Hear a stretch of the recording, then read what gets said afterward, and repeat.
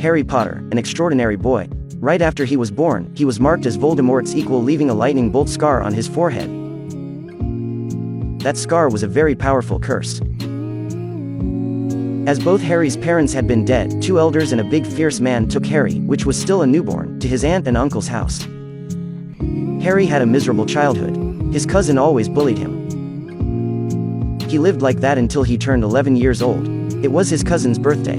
His uncle took the family to the zoo. There, he met a snake sleeping peacefully in the glass cage.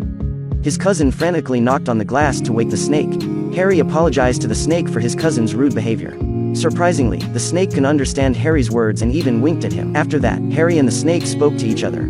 Obviously, Harry wasn't an ordinary person. His cousin saw that the snake was awake and rushed to push Harry away. His eyes were glued to the solid glass. Being pushed down, Harry was angry and glared at his cousin. Suddenly the glass in front of his cousin disappeared. He fell straight into the cage. And the snake in the glass cage slithered out. It said thanks to Harry, then ran away. Until the cousin wanted to go out, the glass reappeared, trapping him inside. His aunt and uncle thought that Harry was involved in this, so they locked him up. A few days later, Hogwarts, a school for wizards, sent an owl to deliver a letter to Harry. His uncle was really angry after seeing the letter. He tore it down immediately. To keep Harry from receiving letters, he even blocked the mail slot. But then, there were hundreds of owls gathering in front of their house. When his uncle was enjoying his cookies, Harry's letter flew into the house like floodwaters. Wanting to hide from those owls, his aunt and uncle crazily moved the whole family to a rocky island in the middle of the sea. That day was Harry's 11th birthday. Little Harry, whom nobody loved, drew a birthday cake with his finger, then prayed. Suddenly, a giant broke the door and entered, and gave Harry a birthday cake he made by himself. This person's name was Hagrid. Hagrid is the keeper of keys and grounds of Hogwarts School. He handed the letter of acceptance to Hogwarts School directly to Harry. The letter invited Harry to go to school to learn magic. Harry was very excited, but his aunt and uncle objected immediately.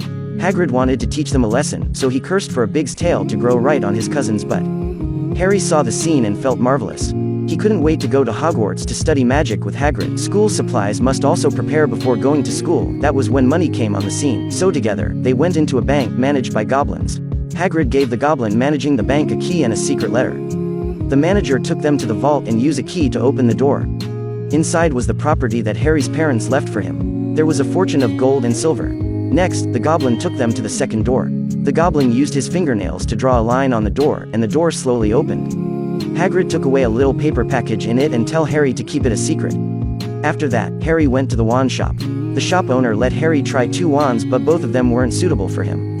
So he went to find a wand covered in dust and handed it to Harry. A pink halo immediately surrounded Harry.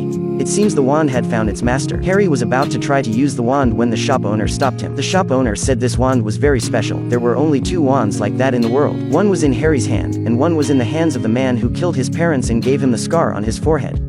Right then, Hagrid came back. He buys Harry a snowy owl. At mealtime, Harry asked Hagrid who left the scar on his forehead. Hagrid hesitated for a moment, then honestly replied to Harry that it was a man named Voldemort, the Dark Lord. Everyone who fought against him, including Harry's parents, all were killed by him. Harry was the only exception. Not only was he not killed by Voldemort, but he also even weakened him. Because of this, in the wizarding world everyone knew the name, Harry Potter. The next day, Hagrid took him to the train station, tell him to catch the train parked on platform 9 3/4 and said he had to go first. Harry pushes the luggage cart to come and stand between platforms 9 and 10. He saw someone running to the wall in the middle and then they disappeared. Harry followed and entered another world. Please don't imitate Harry. Just like that, Harry easily sat on the train to Hogwarts. On the train, Harry met his first friend, Ron. Right after hearing Harry's name, Ron immediately stared at him with a look of worship. He wanted to see Harry's famous scar. At lunch, when the trolley came, because his family was not rich, Ron said he brought food. Seeing that, Harry took out a handful of gold coins from his pocket and bought a lot of food from the cart. Right then, a girl named Hermione came to look for a pet. The 3 met like that and they became best friends later on. The train came to the last station. Hagrid took the kids out of the train station and went to the island by boats. In front of their eyes, the famous Hogwarts School of Magic appeared. In front of the main school gate, Professor McGonagall was waiting. She then explained to them what needs to be noticed in school. The school was divided into 4 houses, which were Gryffindor, Ravenclaw, Hufflepuff, and Slytherin. If the student didn't perform well, the points of the house would be deducted. At the end of the school year, the house with the highest score would receive the house cup. When the explaining was finished, the welcoming ceremony began. At that moment, a boy named Malfoy came and introduced himself to Harry. After Malfoy said his name, Ron laughed. Malfoy was extremely angry. He immediately insulted the Weasleys. He said to Harry that Harry should recognize there were some families which were noble in the wizarding world, and he should choose his friends carefully. Then he reached out to shake hands with Harry. But Harry didn't even respond to him. They became enemies just like that. Professor McGonagall led them into the hall. All students had already gathered and sat in the hall for a long time. Headmaster Dumbledore stood up to announce 2 restraining orders. One was to stay away from the Forbidden Forest and one was to avoid the 3rd floor corridor. After that, the sorting ceremony was performed. A magical hat would be put onto students' heads. The hat would announce the house in which they are placed. Coincidentally, Harry and his 2 friends were sorted into Gryffindor and Malfoy went to Slytherin. Most dark wizards were all from Slytherin house. After the sorting, Dumbledore declares the beginning of the party. A variety of luscious food appeared in the tables. That night, Harry sat alone by the window. Compared to before, now he felt very happy. Just like that, first-year students started their first magical subjects, potions, fly, and other classes. Students' owls would suddenly bring them strange presents. During the fly class, the professor taught them how to ride the broom. They just needed to shout up, the broom would automatically fly into their palm. Harry was successful after only 1 try. Suddenly a boy made a mistake. The broom took him up into the air. He fell onto the ground and got injured. The professor had to take him to the hospital wing. Then Malfoy wanted to take that boy's Remembrall. Harry didn't want him to bully his friends, so he ignored Hermione's advice and rode the broom chasing Malfoy to get the ball back. Professor McGonagall witnessed Harry's fly. Everyone expected she would punish Harry, but unexpectedly she recommended him to be a seeker in the Quidditch team. Quidditch was a ball game quite similar to soccer and hockey. The only difference is that one run and one flies. The game had 3 types of balls. The big ball in the middle was called quaffle. Putting a quaffle into the goal would score 10 points. The 2 smaller balls on the sides that can move were called bludgers, and the smallest ball was called snitch. It had wings and flew very fast. Catching it would score 150 points for the team. That night Harry went upstairs alone. The stairs accidentally changed direction. They entered the forbidden area on the 3rd floor. In the forbidden room, there was a giant 3-headed dog. It spotted the children. Harry and his friend ran out of the room. Hermione guessed that the 3-headed dog was definitely protecting something. In charm class, the professor taught students how to move objects using a wand. They just needed to chant a spell and wave their wands, the object would move. But Ron's pronunciation wasn't correct. Hermione corrected it for him. This made Ron really embarrassed. So after school, Ron talked bad behind Hermione's back. Unfortunately, Hermione passed by right then. She was really upset and angry, so she locked herself up in the bathroom and cried all afternoon. She still didn't appear at dinner time. Then, a professor with a head wrapped in a scarf ran into the dining room. He shouted that a giant troll in the basement had escaped. The headmaster immediately ordered the students to return to the dormitory. On the way back, Harry and Ron realized that Hermione still didn't know what happened. So they decided to go to the female bathroom and took her back. At that time, the troll also ran to the girls' bathroom. The troll held a wooden club and knocked down the toilet. Harry and Ron threw many things at it but still couldn't turn things around. Suddenly a thought passed through Ron's brain. He chanted a spell. The troll's club was levitated and smashed into its head, knocking it out. If not for Hermione to correct his pronunciation, he might not be able to do that. Finally, Professor McGonagall and Professor Snape came. Harry accidentally discovered that Professor Snape's leg had been injured. The next morning, Harry played the Quidditch match. The opponent was Slytherin. At breakfast, Harry told his 2 friends that Professor Snape was most likely to be the one releasing the monster. The wound on Professor Snape's thigh was definitely caused by the monster. Right then, the owls brought Harry a very wonderful broom. Nimbus 2000, the match began. The referee set the balls out and threw the quaffle ball into the air. The Gryffindor quickly took the upper hand and scored 2 goals in a row, leading 20 points. Slytherin's player changed strategy, used very violent moves. The score was leveled immediately. At that moment, the golden ball snitch passed in front of Harry. Harry chased after it, but unbeknown to everyone, Harry's broom was out of control, moving uncontrollably in the air. Hermione noticed that Professor Snape sitting on the stands casting some curse on Harry's broom.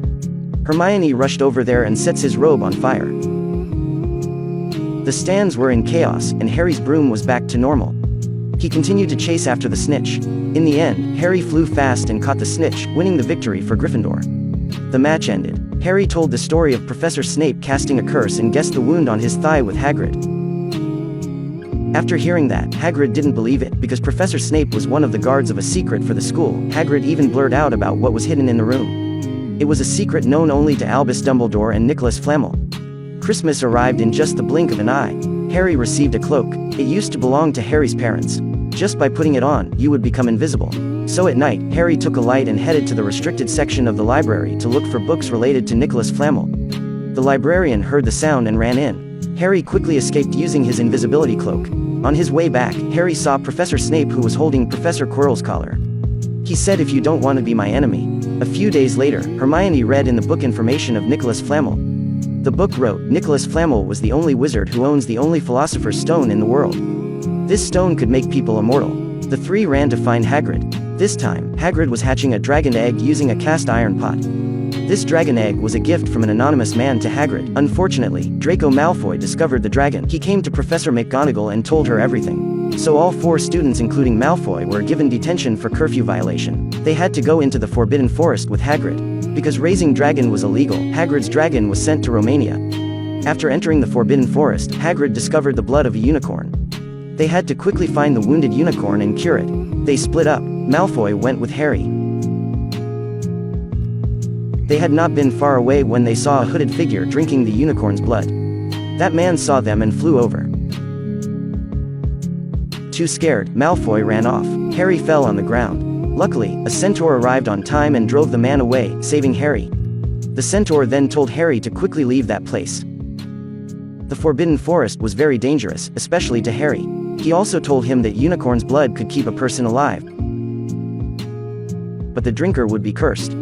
The hooded man turned out to be Voldemort. The conversation ended. Hagrid came and took Harry away. Harry thought for a long time. He felt that the one who gave the dragon egg to Hagrid was suspicious, so he came to Hagrid to ask. Hagrid said the giver of the dragon's egg wore a black robe. He couldn't see his face. Hagrid was the owner of the 3-headed dog. He accidentally let slip with Harry that the dog fell asleep when listening to music. Hearing Hagrid said that, Harry guessed the man in the black robe would definitely come to steal the Philosopher's Stone. He immediately went to look for Dumbledore to tell the situation. But Professor Dumbledore was away for work. So the trio decided to act at night, preventing Voldemort from stealing the stone. They put on the invisibility cloak and entered the forbidden room on the 3rd floor. As expected, the 3-headed dog was fast asleep. They quickly moved the cover to go down through the trapdoor. In the room under, there was a very soft plant called Devil's Snare, which would wrap around the human body to death. But you only need to relax to get rid of it. They quickly passed through. Then they came to the next room. This room was full of flying keys. Harry watched carefully and discovered a very special one. He rode a broom and caught it easily. They quickly passed through again. Then they arrived at a room with a giant chessboard. The door was behind the stones, but they didn't let them get through. Ron, who was good at chess, thought that they had to win the game to be let go. So he told Harry to go to the king's location. Hermione went to the queen, and he went to the knight. The game started. Finally, thanks Ron's skill, they could go to the next room. But Ron was injured. Harry told Hermione to look for help, he would go alone. Harry followed the dark ladder down to the cellar. He saw someone, but unexpectedly, that person was not Snape but Quirrell. Turned out Quirrell was Voldemort's spy. He was the one that set the monster free. The wound on Snape's thigh was caused when preventing the monster. The one who cast the curse on Harry's broom was also him. Snape just helped Harry to solve the curse. A person's heart is hard to guess. Then he forced Harry to get in front of the magic mirror and looked into the scene in there. This mirror can make people see what they want the most. Quirrell, for example, could see himself holding the Philosopher's Stone. But in fact, he didn't know where the stone was. Harry saw the reflection of himself, took out the stone from his pocket and then put it in again. He grabbed the edge of his pocket and surprisingly, the stone was really in the pocket. He lied to Quirrell can make people see what they want the most, saw Dumbledore shaking his hand. At that moment, there was a voice speaking with Quirrell, asking to speak with Harry. Quirrell unwrapped his turban, revealing a face on the back of his head. That was Voldemort. He and Quirrell turned into one. As long as he had the stone, he could have his body back. Quirrell immediately set up a firewall to stop Harry. Voldemort said as long as Harry gave him the stone, he could revive his parents. Harry took out the stone and stared at it, then looked at his parents' images in the mirror. He yelled, "You are lying." Voldemort angrily ordered Quirrell to kill Harry. Quirrell followed and flew over, pushed Harry to the ground, and choked him. Harry used his right hand to grab Quirrell's hand. It turned to ash immediately. Next, Harry quickly pressed his hand on his face. Seconds later, Quirrell's whole body turned to ash. The fight ended. Voldemort turned into a cloud of black smoke, went through Harry's body, and ran away. Harry fell and fainted. When he woke up, he was lying in bed in the hospital wing. Dumbledore himself came to visit him. He told him the stone had been destroyed. Harry asked him the reason why the stone was in his pocket. He said that only the one who truly wanted to have it but didn't want to take advantage of it could have it. Now the stone had been destroyed, but Voldemort still had other ways to come back. Then he said, the reason why Quirrell turned to ash with just Harry touching him was that his mother had sacrificed herself to save him. She left a mark on the palm of his hand. But ultimately, she had protected him with her love. At the end of Term Feast, the House Cup was awarded. Slytherin had the highest points and took first place, while Gryffindor took last place. But that was not the final score. Hermione, for using her wisdom to save her friends, had earned her 50 points. Ron, with the best chess game ever, had been awarded 50 points. And Harry, with his courage and will, had been added 60 points. In the end, Gryffindor won the House Cup of the year. Everyone happily tossed their hats into the air. Finally, students boarded the train getting ready to go home for summer. Hagrid gave Harry a diary that had a picture of him and his parents. They hugged each other goodbye. The train slowly ran back to the normal world. That's the end of this movie. This is the first part of the Harry Potter series. It's still one of the most classic movies of all time. In the last 19 years, the movie has become a childhood memory for many people. It opens the door to the wizarding world, lead everyone in every step on the way to Hogwarts. The movie is also highly imaginative. I believe no matter how old I am, we are continuously getting old, but our heart, day to day, still waiting for the fateful owl to fly to us.